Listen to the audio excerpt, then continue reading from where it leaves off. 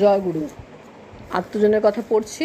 কালকে অনুদ্যুতি মৈত্র দৌহিত্রের কথা পড়া হয়ে গেছে। আজকে শুরু করছি দিশারি অর্চিতা মৈত্র পৌত্রী। হায় ভগবান, আমি একেবারে দীর্ঘসূত্রিতার চরম শিখরে গিয়ে পৌঁছেছি। কেন যে এত গড়িমসি আমার। শীতের এক দুপুরবেলা খাওয়া দাওয়া সেরে ভাইদের সাথে রোদপিট করে বসে গল্প করছিলাম। তখনই কথা উঠল, দাদুর জন্মশতবার্ষিকী আসছে, তাই আমাদের পরিবারের সকলকেই দাদুকে নিয়ে কিছু লিখতে হবে। প্রস্তাবটা নিঃসন্দেহে অভাবনীয় ও চমৎকার। তখন ছিল ডিসেম্বর মাস, আর এখন মে। তবু আমি কলমের একটা আঁচড়ও কাটতে পারিনি। কেন? মাঝে মধ্যেই পরিবারের কেউ কেউ মনে করিয়ে দিয়েছে, কিন্তু তাও পারিনি। কেন? যিনি আমার জীবনের পরতে পরতে প্রতিটি কোণে সমাসীন, এমন একজনের সম্বন্ধে কিছু লেখা তো খুব সহজেই হওয়ার কথা। তবে কেন এই ঢিলেমি, কেন এই গড়িমসি? আমার মনে হয় এমন একজন ব্যক্তিত্বের সম্পর্কে কিছু লেখার একটা ভয় থাকে, লেখাটা তার সম্পর্কে যথাযথ হবে কি না। লেখনী আমার মনের, আমার অনুভূতির কণামাত্র পরিমাপ করতে পারবে কিনা সন্দেহ। আমার মনে আছে, যখন ছোট ছিলাম তখন আমরা কলকাতার 67 যতীন্দ্রমোহন অ্যাভিনিউর বাড়িতে থাকতাম। যখনই খবর পেতাম আমার দাদু দেওঘর থেকে কলকাতা আসছেন, গোটা বাড়িতে যেন সাড়া পড়ে যেত। বিরাট কোনো অনুষ্ঠানের প্রস্তুতিতে যেন একটা সাজো সাজো রব। সবাই বাড়িটা গোছগাছ করার জন্য ছোটাছুটি হুড়োহুড়ি লাগিয়ে দিত। আমার দাদু ছিলেন পরিচ্ছন্নতার পারিপাট্যের প্রতিমূর্তি। তাকে দেখতে পাওয়ার একটা উত্তেজনা, সকলের চোখ মুখ উজ্জ্বল হয়ে উঠত। তিনি এলে কত মানুষ তার সাথে দেখা করতে আসতো, কত মানুষ হই হই করতো, কথাবার্তা বলতো, বাড়িতে খাওয়া দাওয়া করতো। একটা আনন্দের হাট বসে যেত। তারপর একদিন তিনি আবার দেওঘরে ফিরে যেতেন। যেদিন তিনি যেতেন সেই দিনটা আমার কাছে যেন মৃত্যু যন্ত্রণা বয় বলে মনে হতো। তাকে আমি কখনোই ছাড়তে চাইতাম না, যেতে দিতে চাইতাম না। আমার মনে পড়ে যখন তার গাড়িতে উঠে চলে যাওয়া দেখতাম, আমার শরীরের প্রতিটি অনুপরমাণু যেন কেঁদে বলতো, আমাকেও তোমার সাথে নিয়ে যাও। আমাদের বিরাট এক যৌথ পরিবারে তিনি যে কেমন করে আমার প্রতিও দৃষ্টি দিতেন, মনোযোগ দিতেন জানি না। আমার মনে হতো তাকে সবসময় আমি যে কোনো কথাই বলতে পারতাম। একবার তার পেটের উপর বসে তাকে জড়িয়ে ধরবার চেষ্টা করছি, যেন তাকে বেঁধে রাখবো। তিনি হাসতে হাসতে জিজ্ঞাসা করলেন, আমি অমন করছি কেন? বললাম, আমি তাকে সবসময় আমার কাছে রেখে দিতে চাই, কখনোই যাতে তিনি আমাকে ফেলে চলে যেতে না পারেন। সে সময় আমি ভেবে পেতাম না সবাই তাকে এত ভয় পায় কেন।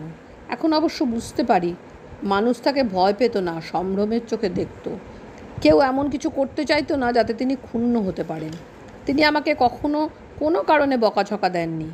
আমাকে তিনি বানান শিখিয়েছেন, জিনিসপত্র যথাস্থানে যথাযথভাবে রাখা শিখিয়েছেন, পরিষ্কার পরিচ্ছন্ন পরিপাটি থাকার প্রয়োজনীয়তা শিখিয়েছেন। সবথেকে মজার কথা হলো, তিনি যাই বলতেন তাই করতেই আমার ভালো লাগতো। আমার খুব আনন্দ হতো। তাকে ছেড়ে আমাদের বিলেতে চলে যাওয়ার কথা ভাবলেই এখনও খুব কষ্ট হয়। আমার বিন্দুমাত্র যাবার বাসনা ছিল না। বুকের ভেতরটা যেন মুচড়ে উঠেছিল।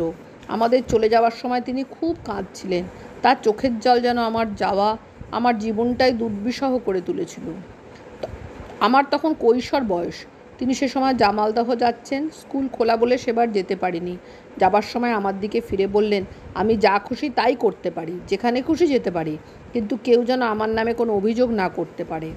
যদিও তখন কিছুই বুঝতে পারিনি, কিন্তু কয়েকটা কথাতেই তিনি আমাকে অনেক কিছু শিখিয়ে দিলেন। জীবনে তুমি নিজের খুশি মতো যা ইচ্ছা করতে পারো, কিন্তু নিজের বোধ বিবেক খরচ করে এমনভাবে চলতে হবে যাতে কারো ভাবাবেগ ক্ষুণ্ণ না হয়, কেউ যেন ব্যথা না পায়। তিনি আমার পেছনে খুব লাগতেন। জীবনের সব ধরনের পরিস্থিতির জন্য প্রস্তুত হতে বলতেন, যাতে কোনো দুঃখ কষ্ট আমাকে কখনো স্পর্শ করতে না পারে। ঠাকুরের দয়া করুণা সর্বদাই রয়েছে। একবার পুরীতে আমাদের ভাইদের সাথে আমিও তার কাছে বসে গল্প করছি। তিনি আমাদের জিজ্ঞাসা করলেন, জীবনের উদ্দেশ্য কী? ঘরে উপস্থিত প্রত্যেককেই জিজ্ঞাসা করলেন।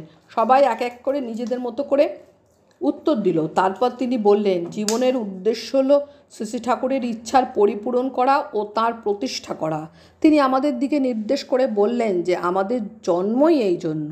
আমরা জীবনের এই উদ্দেশ্য থেকে যেন বিচ্যুত না হই, এই প্রতিজ্ঞা আমাদের প্রত্যেকের অন্তরে সেদিন গেঁথে গেল।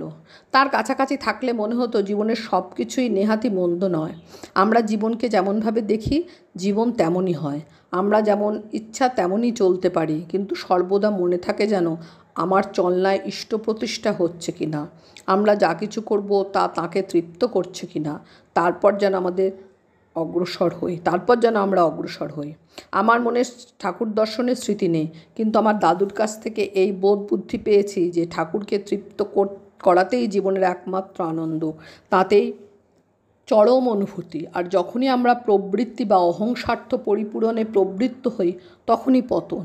আমার দাদু জন্মশতবর্ষের এই পুণ্যলগ্নে আমরা যারা তাঁকে জেনেছি, দেখেছি, তার সাথে ব্যক্তিগতভাবে সংযোগ ছিল যাদের, প্রতিজ্ঞা করি যেন ঠাকুরের ইচ্ছাগুলি আমরা তাঁরই মতো পরিপালন করে চলতে পারি। দরদী, সংবেদনশীল, বিনম্র, ক্ষমাশীল, অনুসন্ধিৎসু, অকপট, উদ্ভাবনশীল, বিশ্বস্ত, সত্যনিষ্ঠ এবং অবশ্যই সর্বদা আশাবাদী হয়ে উঠতে পারি। তিনি আমাদের পথ দেখিয়েছেন, তার অনুসরণে আমাদের জীবনটাকে জীবনীয় করে তুলি। তার জন্মশতবার্ষিকী পালন করা তখনই সার্থক হয়ে উঠবে যখন আমরা তাঁরই মতো ইষ্টনিষ্ঠ হয়ে চলার সাধনায় ব্রতী হয়ে উঠব, তাঁরই রঙে নিজেদের রাঙিয়ে আমাদের অস্তিত্বকে আনন্দে সার্থক করে তুলব। জয় গুরু বন্দে পুরুষোত্তম।